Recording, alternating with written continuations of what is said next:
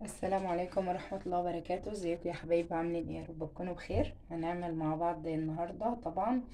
احنا كنا في سوق السمك، زي ما احنا لسه الفيديو هنزله ان شاء الله بالتفصيل وبكل حاجة. فطبعا انا جايبة كابوريا، طبعا دي كابوريا بلدي، بس انا جايبة طبعا كمية بسيطة، نص كيلو كده على قد الاولاد لان انا مش باكلها. فطبعا احنا هنغسلها بقى وهنجهزها مع بعض النهاردة. بس نشوف الايه التوابل والايه والحاجات بتاعتنا اللي احنا هنحتاجها. معايا بصلة متقطعة مكعبات كده، وتلات اربع فصوص توم برضو متقطعين، ومعايا طماطمية مقطعة مكعبات، ونص جزرية مبشورة، وطبعا وليمون.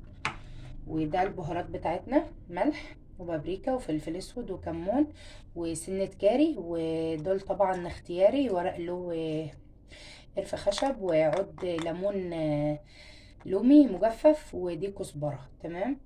دلوقتي بقى هنركن الحاجات بتاعتنا كده ونغسل بقى الكابوريا مع بعض. دلوقتي بقى هنغسل مع بعض الكابوريا بتاعتنا كده. طبعا الكابوريا بتتفتح كده من هنا كده، نفتح دي، وممكن برضو نشيلها كده لو يعني ملهاش اي لازمة، نقطعها نشيلها.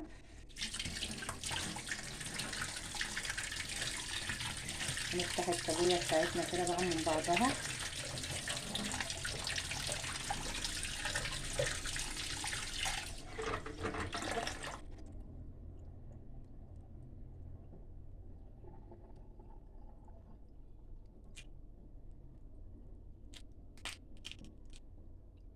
الكابوريا بتاعتنا مبطرخة ما شاء الله وجميلة جدا اهي. هننضفها بقى من هنا كويس كده، عشان في حاجات هنا ملهاش لازمة. دي بس الجزء ده اللي هيتاكل بس. كده ننضف دي كده ونرجع نقفل عليها تاني. تمام.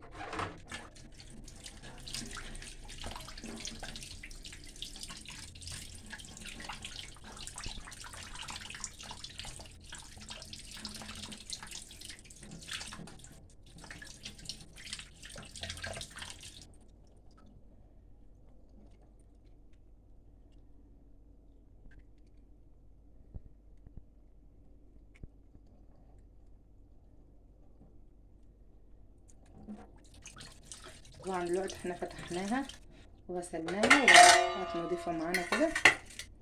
هنغسل برضو الكابوريا كلها بنفس الطريقة بالشكل ده كده.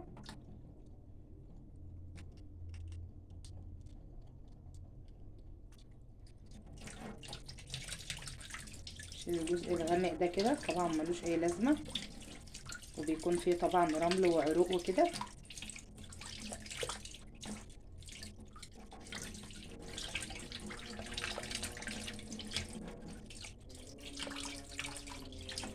ونرجع نقفلها تاني.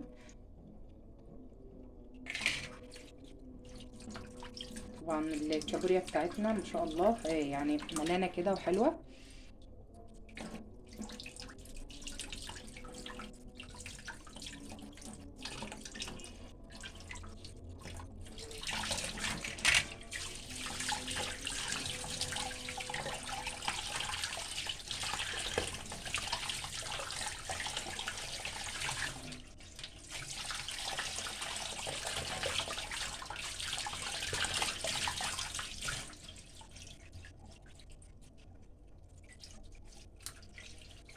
نغسل باقي الكابوريا بتاعتنا ونرجع نشوف هنعملها ازاي مع بعض. وكده احنا غسلنا الكابوريا بتاعتنا ونضفناها كويس جدا. ننقعها بقى في قرص المية كده، وننزل عليها بعصرة ليمونة كبيرة كده، ونسيب قشر الليمون فيها. ودلوقتي بقى نجهز الايه، التتبيلة بتاعتها بقى. ودلوقتي في طاسة على النار كده انزل بمكعب زبدة وعليه معلقة زيت.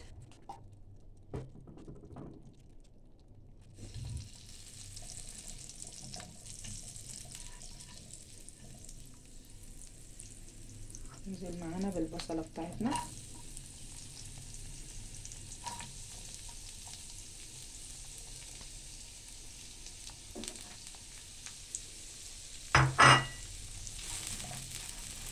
نديلها تقليبة بسيطة كده.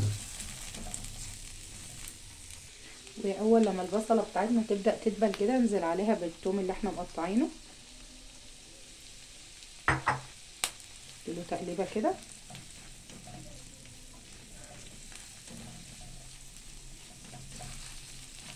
طبعا احنا مش بنحمره، احنا بندبله بس. تمام كده. ننزل بقى بالايه، الطماطم والجزر.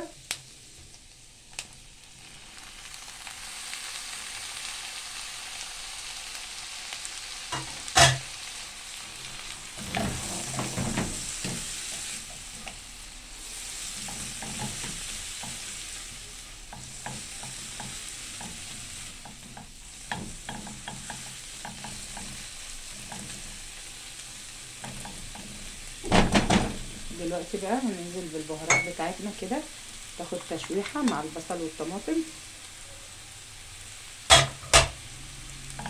نقلبها تقليبة حلوة كده.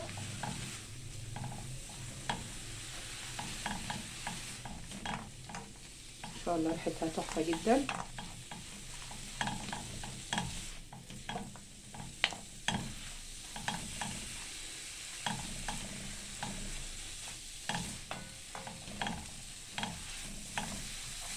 نسيبها بس كده يعني تاخد تشويحة بس دقيقة كده، وبعد كده هنزل عليها بالكابوريا. دلوقتي احنا قلنا الكابوريا بتاعتنا طبعا اللي كانت منقوعة ومغسولة كويس ومنقوعة في الليمون ومنضفينها زي ما احنا شفنا. وهنرص الايه الكابوريا كده.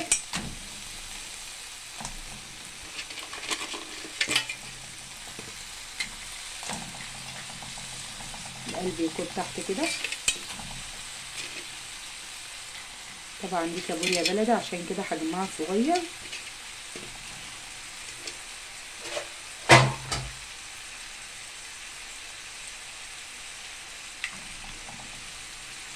ونهدي النار على كده ونحاول نقلب البهارات بتاعتنا مع الكابوريا كده، عشان طبعا الكابوريا تاخد التتبيله.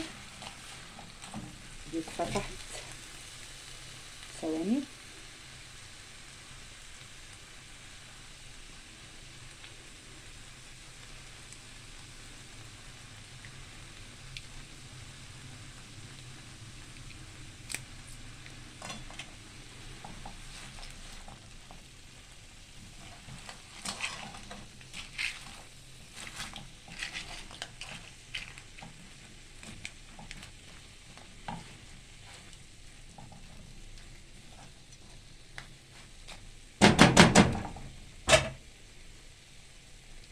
دلوقتي بقى هنزل عليها بربع كوبايه ميه، ونغطي عليها بقى ونسيبها تستوي، وما تستوي نشوفها مع بعض. دلوقتي فتحنا عليها بعد 10 دقايق كده، طبعا بدأت تاخد اللون البرتقاني يعني ان هي استوت، بس طبعا لسه مش السوى الكامل. هنسيبها برضو 10 دقايق كمان، وبعد كده هنشوفها بقى مع بعض. ان شاء الله ريحتها تحفه جدا قلب المكان. طريقه جميله جدا وسهله، والبنات المبتدئه تقدر تعملها بكل سهوله. نسيبها بقى 10 دقايق متغطيه كمان، وبعد كده هنشوفها مع بعض.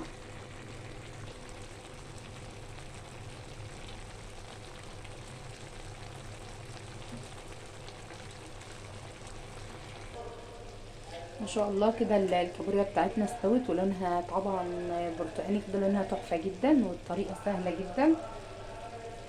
ودلوقتي بقى نقدمها مع بعض ونشوفها.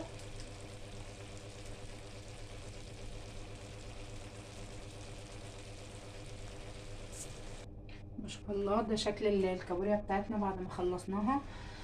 طبعا شكلها تحفه جدا ومستويه، وما خدتش معانا اي وقت ولا مجهود، والطريقه سهله جدا جدا وما خدتش معانا وقت، يعني ممكن في ربع ساعه بنكون مجهزينها. ده شكلها.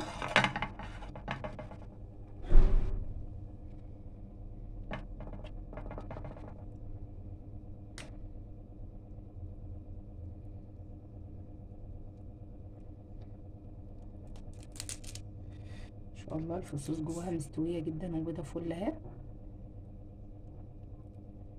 وتحفه جدا والطريقه كويسه. ولو عجبكم الفيديو ما تنسونيش في اللايك والاشتراك وتفعلوا زر الجرس عشان يوصلكم كل فيديو جديد مني.